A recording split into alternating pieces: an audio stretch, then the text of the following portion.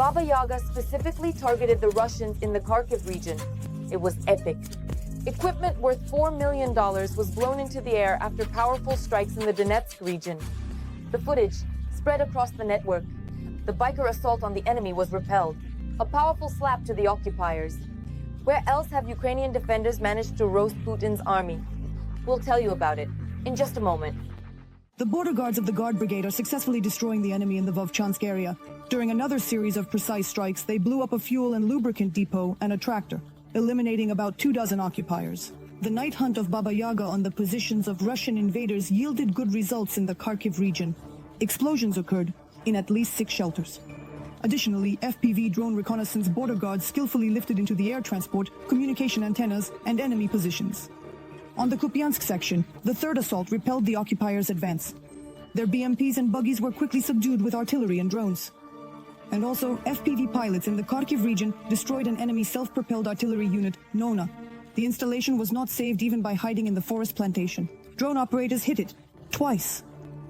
The enemy directed 223 unmanned aerial vehicles at the Defense Forces positions in our area of responsibility. An airstrike was also carried out by them. 16 times the Russians used barrel artillery and once a multiple launch rocket system. The enemy attempted assault actions in the area of Kharkivka. In the Lyman direction, there were 14 combat engagements. Pilots from the Saihum unit of the brigade named after Prince Volodymyr Monomakh struck enemy logistics, disabling a self-propelled artillery unit and 13 vehicles. In total, they destroyed equipment worth approximately $4 million. In the Siversky sector, the fighters of the 10th Mountain Assault Brigade Edelweiss are defending the Tisy lines. They repelled another Russian attack. The fighters of the Phoenix unit of the Revenge Brigade are preventing the enemy from amassing in the Kramatorsk direction. The occupiers tried to assault in small groups, but in vain. Russian soldiers were eliminated by our drones. In the same section of the front, Rarog drones tracked and eliminated a self-propelled howitzer KHM-S that was moving to a firing position. With precise strikes, they caught up with tanks and motorized units. Precisely, without unnecessary noise and with a powerful result, the fighters of the 5th Assault Unit conducted another operation to neutralize Russian equipment. In the Toretsk sector, pilots of the 42nd Separate Mechanized Brigade blew up an Akhmat armored vehicle. They hit it with drones during movement. Now the armor, along with the crew, is just a heap of charred debris.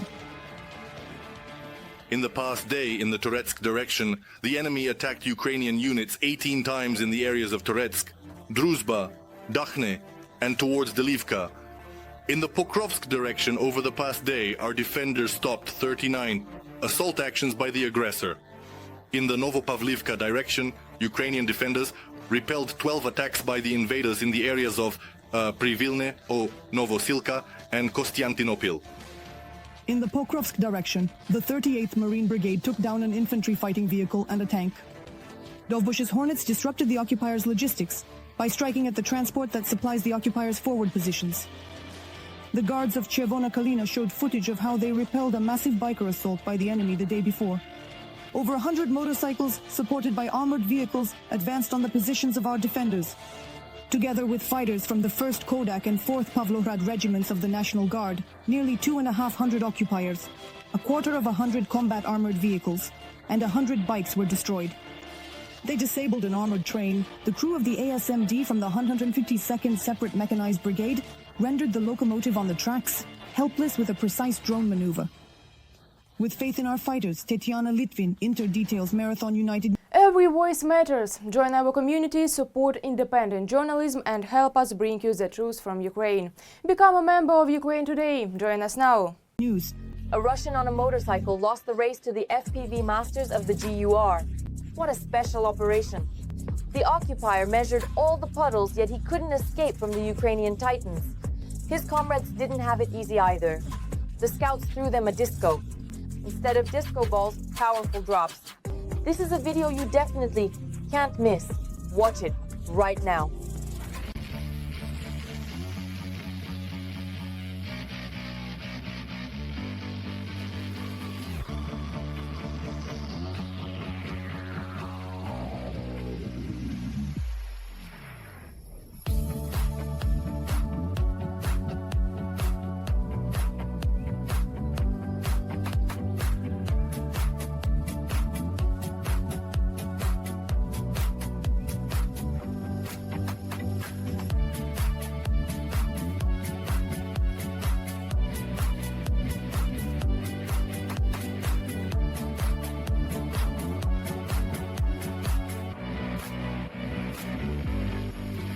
Good.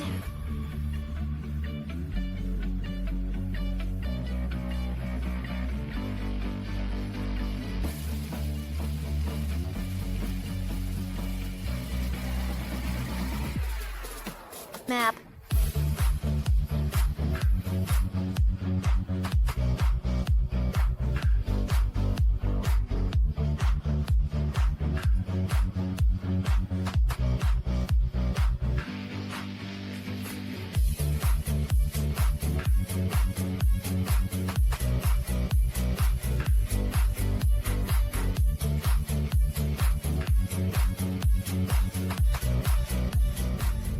The Ukrainian armed forces have really surprised us. Just one strike and everything is in ashes. Our forces keep the enemy in fear on the Lyman-Kupiansk direction. Strikes are coming one after another. The Russians can't keep up with warning about the danger over the radios. The heat is just beginning. Drones are watching every meter of Ukrainian land. Revenge on the Russian army is already waiting. What it will be, all the details are coming up. Well, actually, I'm pulling this gold piece. These are the FPV drone operators of the National Guard Brigade. They are targeting one of the enemy's objectives. In just a few minutes, they find it. A fighter on the Pseudo-Metro. In 2 years of service, he went from being an infantryman to an FPV operator. He says that's why he knows well how important air support is there on the front line. Plus, I have an understanding of how the Mavic flies and an understanding of how the FPV flies. I can guide someone on reconnaissance. I can understand what they are doing with the Mavic. I can adjust them to better see what I need, communicate with them. It's not just the versatility of our fighters is the key to successfully holding back the enemy. The coordinated work between different units is also important. We are not working alone, not just one crew, there are many of us. And there, we took off, another crew took off, and then we observe. Still, if working against infantry, then the drops work better against this infantry. I am engaged in drops with the Mavic. Previously I worked in reconnaissance, but I switched to drops. The desire prompted the change. Not only to find the enemy, but also to destroy them, says the drone strike operator with the call sign Bird. First of all, because of the great aftermath of the death of all our children. This is what motivates, not wanting them to harm our children. The situation here, on the Lyman-Kupiansk direction, is currently difficult. The enemy tries to storm our defenders' positions several times a day. They move in ones and twos, accumulating at certain positions. When they gather a sufficient assault group up to 4 people, they can go to storm positions. Right now they have a very cunning tactic. Most of them go across the fields directly, when it's impossible to spot them in advance. They run from the cover and just dash across the field.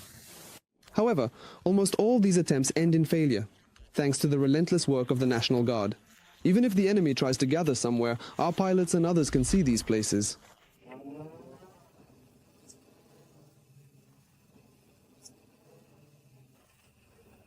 In any ceasefires, which are currently so much talked about from the mainland, as the fighters call the rear cities, they do not believe here. Because in their positions, it is completely imperceptible that the other side of the front is ready to cease fire. Well, when the rockets fall, they are not felt. The ceasefire doesn't smell at all, because there are storms in the morning, during the day, and in the evening. And of course they would like peace. However, its price is a significant factor. We constantly think that it's our comrades who have already fallen. And what it will be. A ceasefire. What kind of ceasefire? What will it give us? So for these guys, it's not the ceasefire that's important, but victory. And we can help bring it closer. With the details on the screen, so that the fighters can purchase more FP drones and destroy even more enemies from the Donetsk region. Konstantin Melnikov, Dmitry Matvidenko, Yuri Stepchuk, Fektosi TV.